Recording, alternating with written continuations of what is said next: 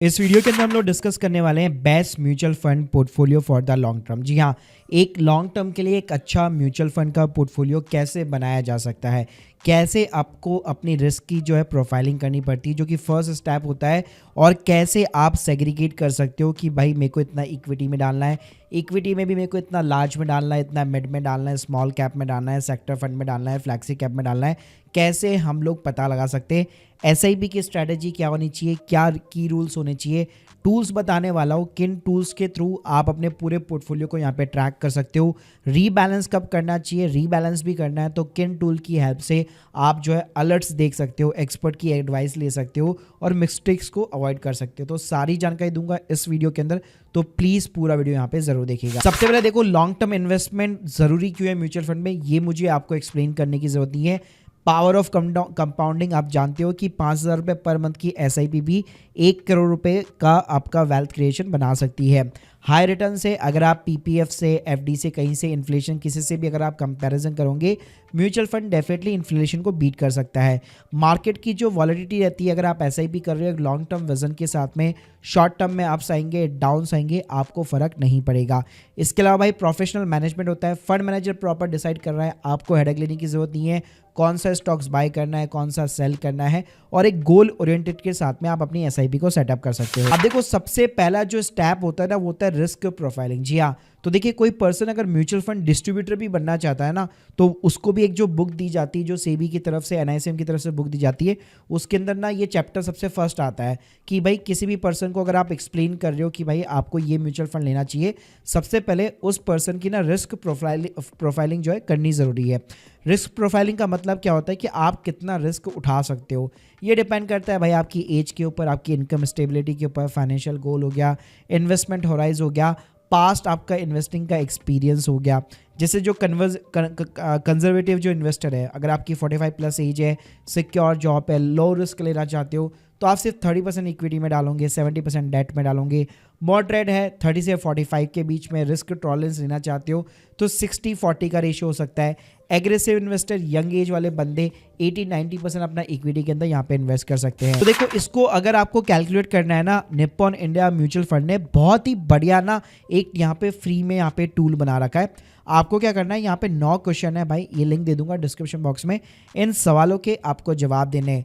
जैसे आपका investment horizon कितना है, तो आपने जैसे 3 से 5 साल ले लिया, आप किस एज ग्रुप के अंदर फॉल करते हैं, जैसे मेरी एज 25 से 35 है। फिर आपको ये क्वेश्चन पूछेगा कि हाँ, मेरे को मार्केट की बेसिक अंडरस्टैंडिंग है, या मैं एक्सपीरियंस इन्वेस्टर हूँ, या मैं एमेच्योर हूँ, इंटरेस्ट इन इन्वेस्टिंग, मतलब बहुत सारे क्वेश्चन है, उसके अकॉर्डिंग आप यहाँ पे सेलेक्ट करते जाओ।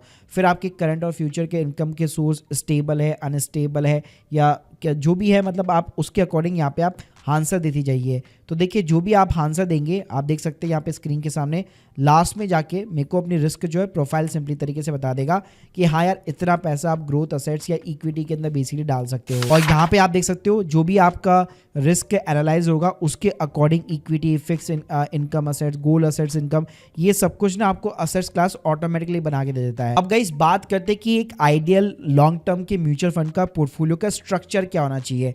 तो देखो, अगर आप यहाँ पे वैसे अगर बात करो तो देखो, सबके पैरामीटर्स जो है अलग अलग होते हैं, सबकी जो रिस्क प्रोफाइलिंग होती है वो अलग अलग होती है, लेकिन सिंपली आप एक कोर और सैटेलाइट जो स्ट्रैटेजी अपना सकते हो बैलेंस और ग्रोथ के लिए। कोर पोर्टफोलियो के अंदर क्या होगा, जो 70 से 80% आपका जो पोर्टफोलियो है, उसके अंदर आप स्टेबिलिटी और कंपाउंडिंग को यहाँ पे डिजाइन कर सकते हो। यानी सिंपल अगर मैं रखना चाहूँ, मेरे को लार्ज कैप में इन्वेस्ट करना है, तो मैं एक ना इंडेक्स फंड उठा लूंगा, जैसे यूटीआई का निफ्टी 50 इंडेक्स फंड हो गया, लो कॉस्ट है, हमेशा निफ्टी 50 को ट्रैक करता रहेगा। मेरे को कभी भी रीबैलेंस करने की भी जरूरत नहीं है, क्योंकि मेरे को पता है निफ्टी 50 भाई जितने रिटर्न निकाल के देगा उतने ही रिटर्न मेरे को मिलेंगे। पास्ट रिटर्न यहाँ पे डेफिनेटली डिफाइंड होते हैं, मतलब इतना सारा एक तरह से आपको डेटा देखने को मिल जाता है कि हाँ यार, निफ्टी 50 कब से काम कर रहा है, एवरेज सीएजीआर 12 साल का आपको देखने को मिल जाता है। फिर उसके बाद में आप फ्लैक्सी कैप फंड को चूज कर सकते हो, जहाँ पे फंड मैनेजर अपना दिमाग चलाता है, मैं लार्ज में डालूं, मिड में डालूं, या स्मॉल कैप वाली कंपनीज के अंदर डालूं, तो वहाँ पे एक डायनेमिक स्ट्रेटेजी आपको देखने को मिल जाती है।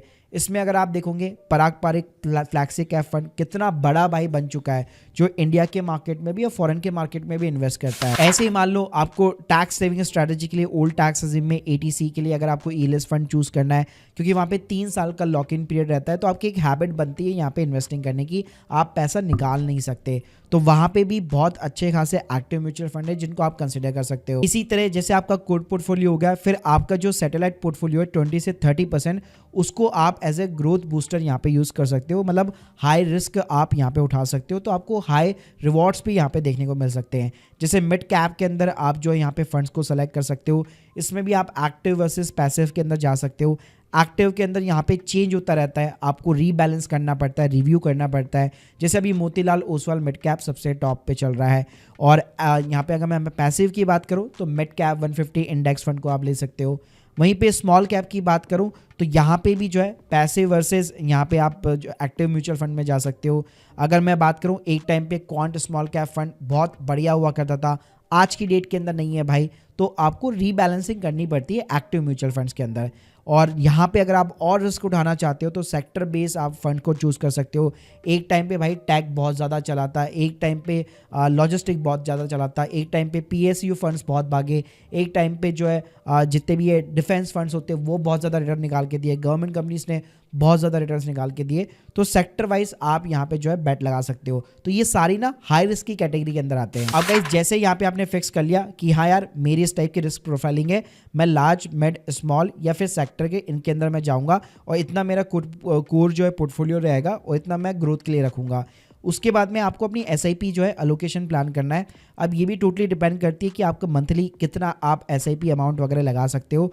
तो यहाँ पे आप जितना जल्दी स्टार्ट करोगे उतना बेटर रहेगा। आप टॉपअप यूज़ कर सकते हो, एसआईपी को धीरे धीरे इंक्रीज कर सकते हो, और हर एसआईपी को 10 साल से ज़्यादा का हॉरिजन पीरियड आपको देना चाहिए। तो मान लो अगर 5000 की एसआईपी करनी है तो सिंपल सी बात है, ज़्यादा फंड में ले नहीं सकता, तो एक इंडेक्स फंड और एक फ्लैक्सी कैप फंड के अंदर मैं इन्वेस्ट कर सकता हूँ। वहीं पे 10,000 की एसआईपी करनी है, इंडेक्स ले लो, फ्लैक्सी ले लो, मिड कैप ले लो।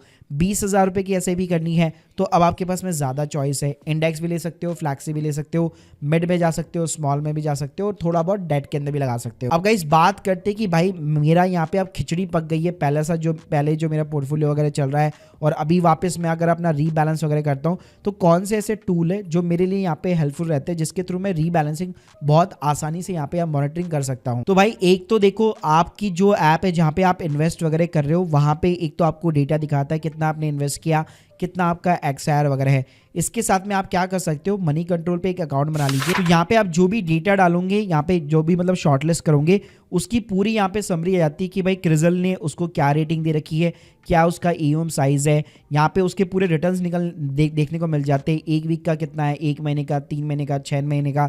फिर आप मान लो एक ही कैटेगरी के अंदर और एक्सप्लोर करना चाहते हो, उसके बटन के ऊपर क्लिक करो, फिर यहाँ पे आपको कैटेगरी वाइज देखने को मिल जाएगा, स्मॉल कैप के अंदर कौन कौन से फंड चल रहे हैं, कितने मेरे को रिटर्न्स मिले। तो यहाँ से पूरा डेटा निकल जाता है और पूरा डेटा को आप आराम से एनालिसिस कर सकते हो। और इसके अलावा कुछ और भाई फ्री एप्स है, जैसे लिक्विड करके, वहाँ पे एमएफ सेंटर से सीधे अपने सारे म्यूचुअल फंड यहाँ पे आप जो है पिकअप यहाँ पे इंपोर्ट करा लो, तो वहाँ आपको सजेशन यहाँ पे प्रोवाइड करने लग जाता है। ऐसे एक ना डिजर्व करके भी जो स्पेशली म्यूचुअल फंड के लिए बना हुआ है, वहाँ पे भी सेम कहानी है, आप पूरा पोर्टफोलियो अपना फैच करा लो तो एआई के बेस पे अपने आप ही आपको वो सारी चीज़ें यहाँ पे एलोकेशन देने लग जाता है। और भाई फिर भी चीज़ें नहीं हो रही तो आप सिंपली अपना पोर्टफोलियो डाउनलोड करो, चैट जीपीटी के ऊपर जाओ, वहाँ पे फाइल को अपलोड कराओ, तो वो अल्टीमेटली आपको पूरी एलोकेशन समरी यहाँ पे जो है डिवाइड करके दे देगा। फिर उसके बेसिस पे आप जो भी उससे क्वेश्चन पूछोगे लेटेस्ट डेटा के अकॉर्डिंग आपको यहाँ पे रिकमेंडेशन वगैरह भी चैट जीपीटी प्रोवाइड कर सकता है। गाइस जो भी आपकी एसआईपी चल रही है, हमेशा अगर एक्टिव फंड के अंदर चल रही है तो हमेशा एटलीस्ट आपको 6 महीने के अंदर एक बार रिव्यू करना चाहिए कि हाँ कहीं मेरे को रीबैलेंस करने की जरूरत तो नहीं है बेसिकली। और जो इंडेक्स फंड है वहाँ पे कभी कोई दिक्कत नहीं होती है, क्योंकि वहाँ पे पता है जो इंडेक्स के रिटर्न है वही मेरे को रिटर्न यहाँ पे बना के देगा। साथ में आपको अपनी रिस्क प्रोफाइल भी जो है हमेशा रिव्यू करती रहनी है, हमेशा स्टिक रहना है अपनी ओरिजिनल रिस्क प्रोफाइल के ऊपर। प्लस आपको ये मिस्टेक जो है यहाँ पे नहीं करनी कि शॉर्ट टर्म मार्केट के अंदर मान लीजिए बहुत ज़्यादा शोर शराबा और आपने पैसा निकाल लिया, बार बार आप फंड को स्विच कर रहे हो, रीबैलेंस कर रहे हो without any kind of the logic, तो ये चीज़ें आपको अवॉइड करनी है। तो गाइस इस तरह से आप अपने पोर्टफोलियो को यहाँ पे सेलेक्ट कर सकते हो, उसको ट्रैक कर सकते हो, ऑप्टिमाइज कर सकते हो, रिव्यू कर सकते हो, रीबैलेंसिंग कर सकते हो। फिर भी अगर आप लोग की कोई भी डाउट्स है कमेंट बॉक्स के अंदर जरूर बताइए। प्लस अगर आप एडवांस तरीके से चैट जीपीटी के थ्रू यहाँ पे चीज़ें करना चाहते हो, अपने पोर्टफोलियो को रिव्यू करना चाहते हो, तो मुझे आप कमेंट बॉक्स में बता सकते हैं, मैं उसके ऊपर एक सेपरेट वीडियो यहाँ पे क्रिएट कर दूंगा। Thank you guys, thank you very much.